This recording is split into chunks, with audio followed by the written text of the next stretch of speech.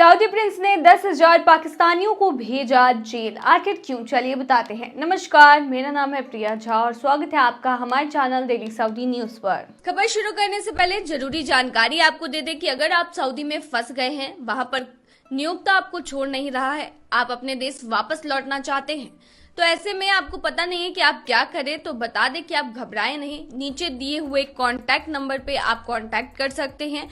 वहां से आपको जो जरूरी हेल्प है वो मिल जाएगी। कानूनी प्रक्रियाओं के तहत सारी कार्रवाई करके आपको महज 3 से 4 दिन के अंदर खरूज लगाकर वापस अपने देश सही सलामत पहुंचा दिया जाएगा। तो दिए गए नंबर पर आप संपर्क कर सकते हैं।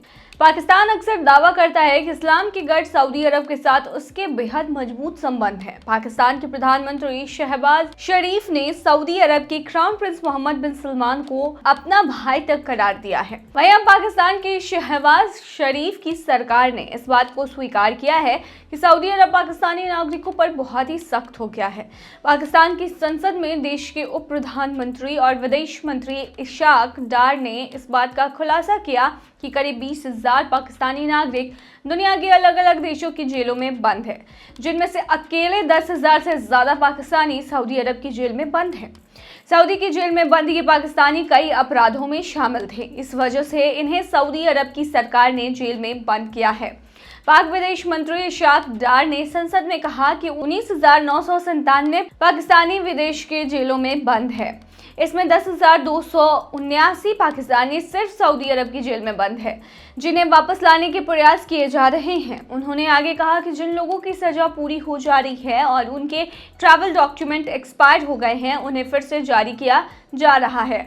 इशाक डार ने पाकिस्तानी समुदाय से अपील करते हुए कहा है कि पाकिस्तानी समुदाय उन लोगों का जुर्माना भरने में मदद करे जिन लोगों ने अपनी सजा पूरी कर ली है। उन्होंने ये भी कहा है कि इन पाकिस्तानी लोगों को देश में वापस लाने में कोई बाधा नहीं है। सऊदी अरब द्विपक्षीय समझौते के तहत 570 कैदियों को वापस भेजने के लिए सहमत हो गया है।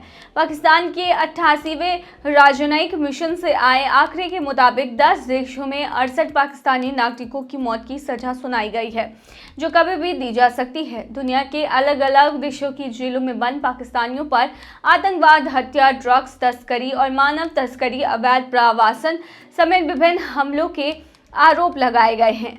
दुनिया में सबसे ज्यादा पाकिस्तानी सऊदी की जेल में बंद है। वहीं पड़ोसी यूएई में 5,292 पाकिस्तानी कैद है। ग्रीस में 598 जेल में बंद है, जो मानव तस्करी से लेकर हत्या और दुष्कर्म के आरोपों का सामना कर रहे हैं। इसके अलावा पाकिस्तान के दोस्त देश मलेशिया और तुर्की ने भी पाकिस्तानियों को जेल में बंद कर दिया है, जिन पर मनी लॉन्ड्रिंग, धोखाधड़ी, जासूसी, ड्रग्स और मानव तस्करी के आरोप हैं। नेपाली शख्स को मिली सऊदी अरब में मौत की सजा, आखिर क्यों? चलिए बताते हैं। तुल बहादुर बीके ने खाड़ी में काम करते हुए कई साल बिताए थे। एक दिन उसके बेटे साहिल ने एक संदेश के साथ फोन किया, पिताजी आपने खाड़ी में काफी काम कर लिया है, अब वापस आने का समय आ गया है, अब मैं परिवार की देखभाल करूंगा। साहिल उस समय 11वीं कक्षा का छात्र था। उसने अपने पिता से ये कहा। अपने परिवार का भरण पोषण करने के लिए कई साल विदेश में कठोर परिस्थितियों को झेलने के बाद तुल बहादुर को आखिरकार घर लौटने का मौका मिला था, लेकिन उन्हें नहीं पता था कि यह कॉल उनके परिवार को एक ऐसे दुखद रास्ते पर ले जाएगी जिसकी किसी ने कल्पना भी नहीं की थी। जनवरी 2014 में तुल बहादुर अभी घर वापस नहीं लौटे थे जब उनके बेटे साहिल को सऊदी अरब की राष्ट्रीय कृषि विकास कंपनी में ड्राइवर और सेल्समैन के पद की पेशकश की गई। साहिल उसी महीने सऊदी अरब के लिए रवाना हो गया। कंपनी ने हवाई किराया, वीजा, स्वास्थ्य जांच और भर्ती एजेंसी की फीस सहित सभी खर्चों का ध्यान रखा। साहिल की शुरुआती तनख्वाह 1200 रियाल थी, जबकि उसके पिता जो करीब 15 साल से खाड़ी देश में काम कर रहे थे, वो 1000 रियाल पर काम करते थे। अपने बेटे को एक स्थिर नौकरी मिलने के बाद तुल बहादुर नेपाल के तनहुन वापस लौट आए। साहिल हर महीने घर करीब 70,000 से 80,000 रुपए भेजा करता था। उस पैसे से तुल बहादुर अपनी बेटी की शादी करने, घर बनाने और 9 लाख रुपए का लोन देने में सक्षम थे। साहिल परिवार के साथ नियमित संपर्क में रहे, लेकिन अक्टूबर 2019 में उनके साथ सभी संचार अचानक बंद हो गए। कुछ समय तक उनसे कोई संपर्क न होने के बाद तुल बहादुर ने साहिल के एक सहकर्मी भक्त नारायण श्रेष्ठ से संपर्क किया। उन्होंने पूछा कि मैंने कई दिनों से साहिल से बात नहीं की है, उसका फोन बंद है, वो कहाँ है। भक्त नारायण की ओर से देरी से जवाब आया। उसने कहा कि पुलिस ने साहिल को गिरफ्तार कर लिया है, उसने अपने बॉस की हत्या कर दी है। इस खबर ने परिवार को सदमे में डाल दिया। उनकी पत्नी पार्वती बेहोश हो गई और तुल बहादुर के होठ सूख गए।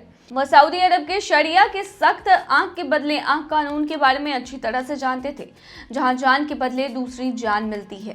3 महीने बाद जनवरी 2020 में तुल बहादुर को आखिरकार साहिल का फोन आया। वह अपने बेटे से बात करने के लिए बेताब था। तुल बहादुर ने कांतिपुर से साझा किया। उसने कहा कि मेरा इरादा हत्या करने का नहीं था, इसका कारण साइबर अपराध था। मैं ज्यादा कुछ नहीं बता सकता क्योंकि वह जेल में था, लेकिन मैंने उसे अपने स्वास्थ्य का ख्याल रखने के लिए कहा। 8 अक्टूबर 2019 को साहिल और उसके मैनेजर अब्दुल अयाज, जो कि एक भारतीय नागरिक है, उसके बीच फेसबुक पर अपलोड की गई साहिल की तस्वीरों और वीडियो को लेकर विवाद हो गया था।